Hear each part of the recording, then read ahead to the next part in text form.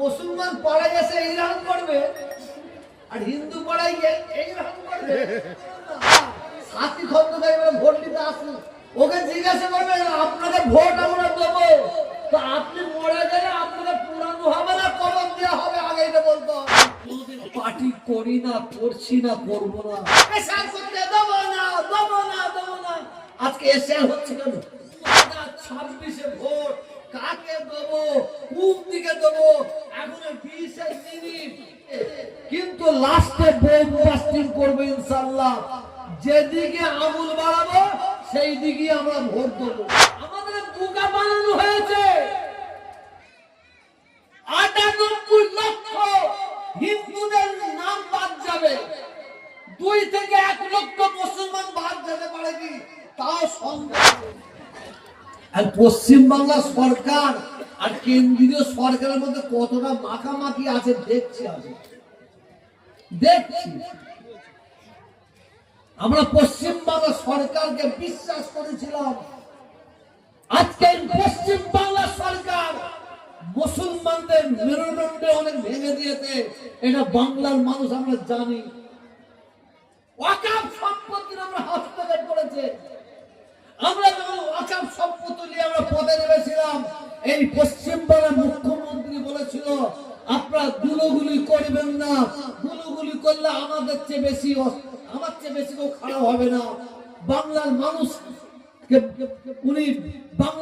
উনি হুমকি দিয়েছিলেন, মুসলমানদের হুমকি দিয়েছিলেন, আমরা চুপ করে বসেছিলাম। কিন্তু আজকে সেই ওয়াকফ সম্পত্তি মুসলমানদের বাবা সম্পত্তি, পশ্চিমবাংলা সরকারের বাবা সম্পত্তি নাই, কেন্দ্রীয় সরকারের বাবা সম্পত্তি নাই। এই ওয়াকফ সম্পত্তি আজকে মুসলমানদের হাত থেকে কেড়ে নিচ্ছে, আর আমরা ঘুমিয়ে থাকবো। ঘুমিয়ে থাকবো অত সহজ নাই। এর জবাব দেবো আমরা।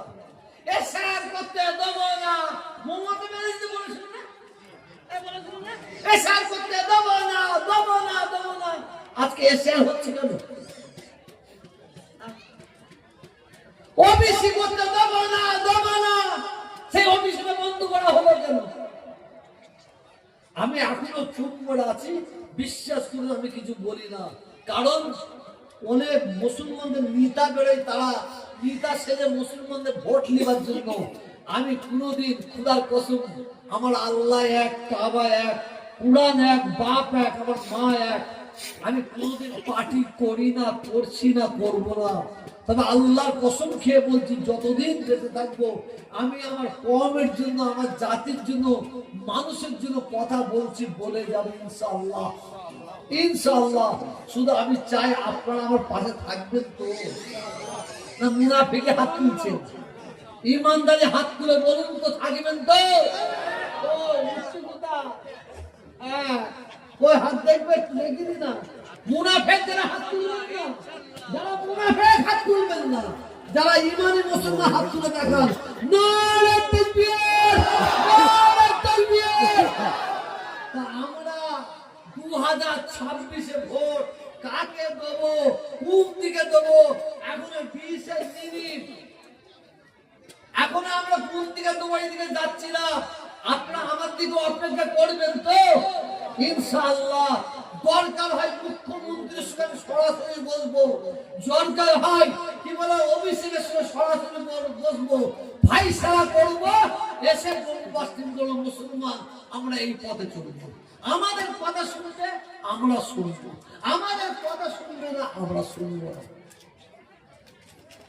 শুধু হাফেজ সাহেবের কথা রেখে এইটুকু বললাম, বেশি যাক, ওদিকে যাচ্ছি না। আমাদের বুঝে নেওয়ার সময় এসেছে, আমাদের বুঝে নেওয়ার সময় এসেছে। প্যালেস্টাইনি, ফিলিস্তিন, কম করে 2 লক্ষ ফিলিস্তিনের মা, বোন, ভাই, বাচ্চাদের মেরে ইসরায়েল শেষ করে দিয়েছে। সারা বিশ্বের মুখে তালা, কেউ কথা বলেনি।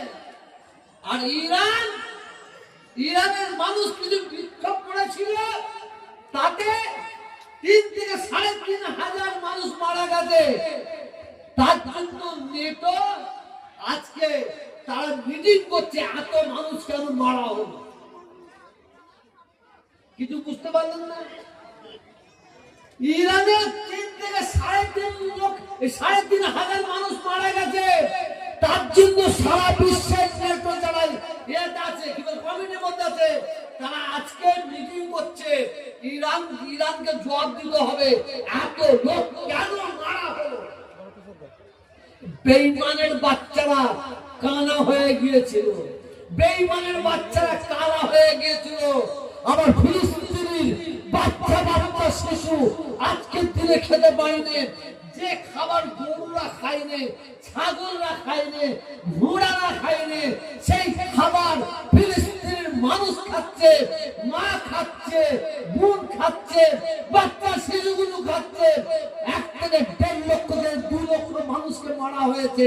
এই ইসরায়েল বেঈমানের বাচ্চা বেঈমান মেরেছে অন্যায় ভাবে। তাদের ঘরে কেন মারা হলো এর জবাব চায় না, কারণ ও তো খ্রিস্টান আর ইরান হচ্ছে মুসলমান, শিয়া মুসলমান। আল্লাহ তাআলার দরবারে কুরআনের মজলিসে সকলে মিলে জোরে বলবেন আমিন। আল্লাহ কাছে দোয়া চাই, আল্লাহ যেন ইরানের সরকারকে আল্লাহ জয় করে দেন, বলুন আমিন। জোরে বলুন।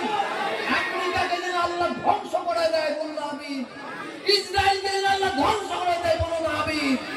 কারণ ওই ইসরায়েল আর ওই আমেরিকা, এরা সারা বিশ্বের মানুষ জানে এরা হচ্ছে তেল চোর, এরা হচ্ছে সোনা চোর।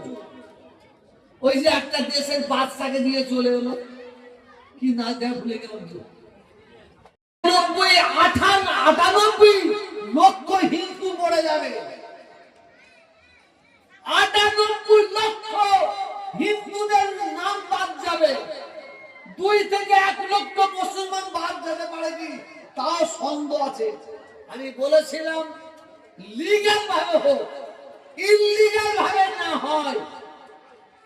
কিন্তু আপনারা জানেন না এসআর হয়ে গেছে, এসআর আমাদের সবার হয়ে গেছে।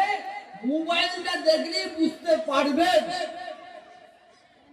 এসআর যদি হয়ে যায়, আজকে মুসলমানদের সঙ্গে এই অশান্তি হচ্ছে।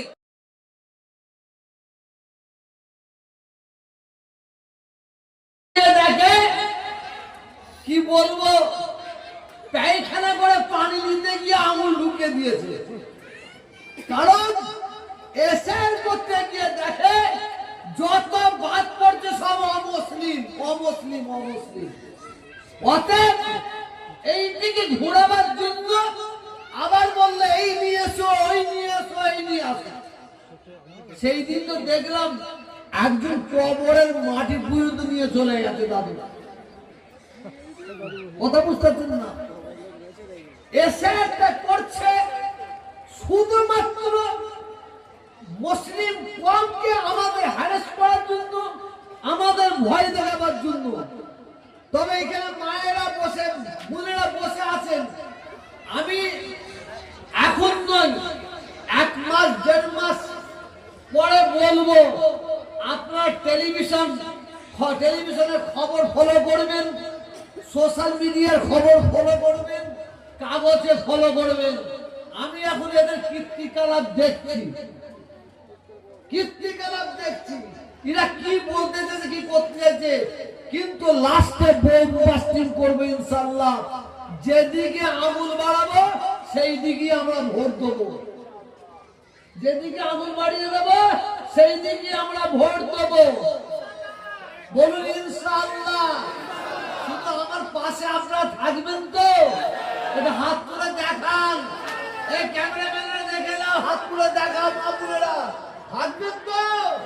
নারে তাকবীর, নারে তাকবীর।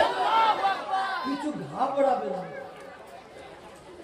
সাথী খন্দকার আপনাদের এমএলএ তো, এই এমপি তো, সাথী খন্দকার এমএলএ তো, কথা বলেন না। সাথী খন্দকার এবার ভোট দিতে আসুন, ও আসুক। আপনারা প্রশ্ন করবেন ওকে, আপনাকে ভোট দেবো, আপনাকে বলুন আপনি মরে গেলে আপনাকে পোড়ানো হবে না কবর দেবো? কিছু বুঝতে পারছেন না? ওকে জিজ্ঞাসা করবেন আপনাকে ভোট আমরা দেবো, তো আপনি মরে গেলে আপনাকে পোড়ানো হবে না কবর দেওয়া হবে, আগে এটা বলতে হবে। ওই মুসলমান পাড়ায় এসে এইরকম করবে আর হিন্দু পাড়ায় গিয়ে এইরকম করবে। হ্যাঁ, তার মানে দুদিকে ভোট নেবে। শুধু আপনারা আমাদের বোকা বানানো হয়েছে। আপনারা এমএলএ তৈরি করছেন, এই 5 বছরের এমএলএ সাথী খন্দকার ভগবতীপুর, নবপুর, সিংজোর, চটিমুড়ো, কুটিমুড়ায় কি করেছে আপনারা দেখবেন না? দেখবেন না? শুধু ভোটের সময় হবে এরকম বললে হবে? মনে রাখবেন, আমরা 5 বছর ভোট দিই, 5 বছর ক্ষমতায় থাকে আমাদের উন্নয়নের জন্য। আর উন্নয়ন নাই, আমরা তোমাদের পাশে নাই। উন্নয়ন করবে, তোমাদের পাশে থাকবে। আমাদের এলাকার এমএলএ যার নাম হচ্ছে সেনাশিস চক্রবর্তী, সেনাশিস বলে কেউ চিনতে পারে না, ওকে বলা হয় সোনো পাউডার চক্রবর্তী। যখন বেড়ে না মেয়েদের মতো খুব সাজে, খুব সাজে। 15 বছর এমএলএ হয়েছে। একটা এমএলএ প্রতি বছরে 60 লক্ষ টাকা পায়, 60 লাখ টাকা পায়। 15 বছর এমএলএ হয়েছে। ভারতের দ্বিতীয় মুসলিম তীর্থভূমি ফুরফুরা শরীফ। প্রথম কোনটা প্রশ্ন থাকতে পারে? প্রথম হচ্ছে আজমির, দ্বিতীয় হচ্ছে ফুরফুরা শরীফ। ভারতের দ্বিতীয় মুসলিম তীর্থভূমি ফুরফুরা দরবার শরীফের জন্য ওই এমএলএ 5 লক্ষ টাকা খরচা করে, 5 লাখ টাকা খরচা করে। আর মমতা ব্যানার্জি ফুরফুরা শরীফের জন্য, উন্নয়নের জন্য কোটি কোটি টাকা দিয়েছে। আর এই সেনা সৃষ্টি করে জানেন আমাদের এমএলএ, ও সেই টাকাগুলো নিয়ে জাঙ্গি পাড়ায় মশার সিয়াখানা সাজাচ্ছে। এই পরশুদিন একটা সুইমিং পুল করেছে জাঙ্গি পাড়ায়। এ কথা কিন্তু আমার বলা না বললে চলে, শুধু হাফেজ সাহেব ইশারা করলে বলছি। আসুন, প্রত্যেক মা বোনকে বলবো, ভাইয়াদের বলবো, ভোটটা দিতে যাবেন, 5 বছর আরামে থাকবেন। আমার এই মাদ্রাসা 9 বছর হয়েছে।